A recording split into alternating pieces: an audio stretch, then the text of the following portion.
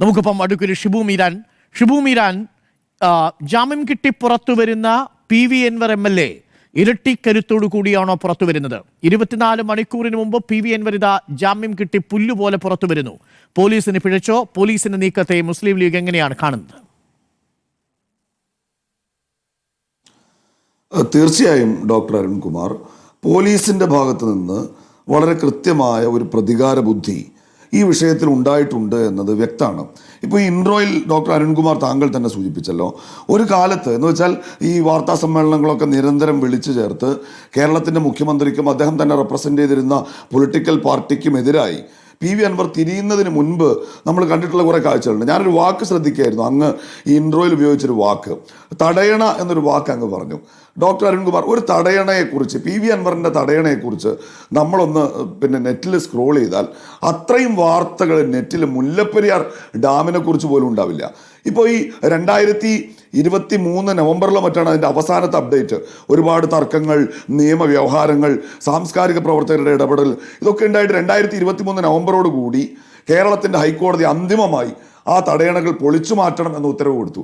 എന്നാൽ 8 മാസത്തോളം അതിൻ്റെ മുകളിൽ ഈ കൂടരഞ്ഞി പഞ്ചായത്ത്, CPM നിയന്ത്രിക്കുന്ന ഒരു പഞ്ചായത്താണ്, ആ പഞ്ചായത്ത് അതിർത്തിയിലാണ് ഈ തടയണ ഉള്ളത്.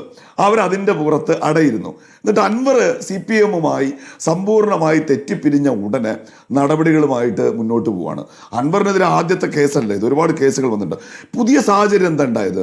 പുതിയ സാഹചര്യം എന്ന് പറയുന്നത്, നേരത്തെ അൻവറിന് ലഭിച്ചിരുന്ന ഒരു പ്രിവിലേജ് ഉണ്ട്, ഒരു ഇമ്മ്യൂണിറ്റി ഉണ്ട്. അത് അദ്ദേഹം കടന്നൽ രാജാവായിരുന്നു, ഇടതുപക്ഷത്തിൻ്റെ ചാവേറായിരുന്നു.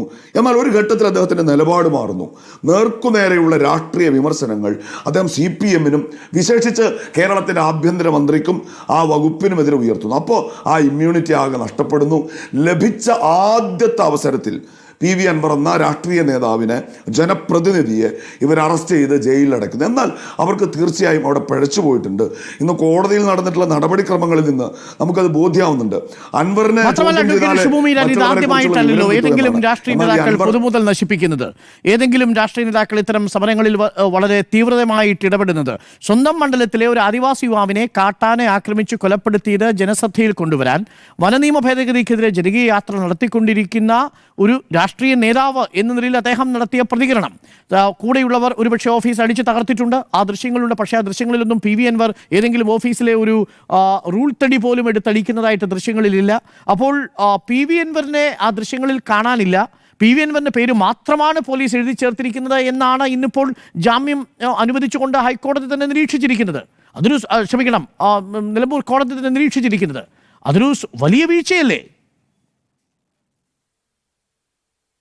തീർച്ചയായും ഡോക്ടർ അരുൺകുമാർ, ഈ തല്ലിത്തകർക്കുന്ന ദൃശ്യങ്ങൾ നമ്മൾ ആദ്യം കാണുകയല്ലോ. കേരള നിയമസഭക്കകത്ത് ജനപ്രതികൾ സ്പീക്കറുടെ കസേര തല്ലിത്തകർക്കുന്ന നമ്മൾ കണ്ടിട്ടുണ്ട്, കമ്പ്യൂട്ടർ വലിച്ചെറിഞ്ഞത് നമ്മൾ കണ്ടിട്ടുണ്ട്.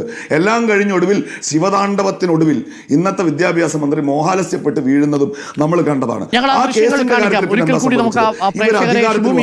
ആ ദൃശ്യങ്ങൾ ഞങ്ങൾ അല്പസമയത്തിനുള്ളിൽ കാണിക്കാം. നിയമസഭയിൽ അന്ന് നടത്തിയ താണ്ഡവ നൃത്തം ഞാൻ ഒന്ന് നമ്മുടെ CPM-ന്റെ പ്രതിനിധി അല്ലെങ്കിലും ഇടത് നിരീക്ഷകനായ അഡ്വക്കേറ്റ് BN ഹസ്കറിലേക്ക് പോയി വരാം. ഇന്ന് CPM ആരെയും പ്രതിനിധികളെ ഈ ചർച്ചയ്ക്ക് അയക്കുന്നില്ല.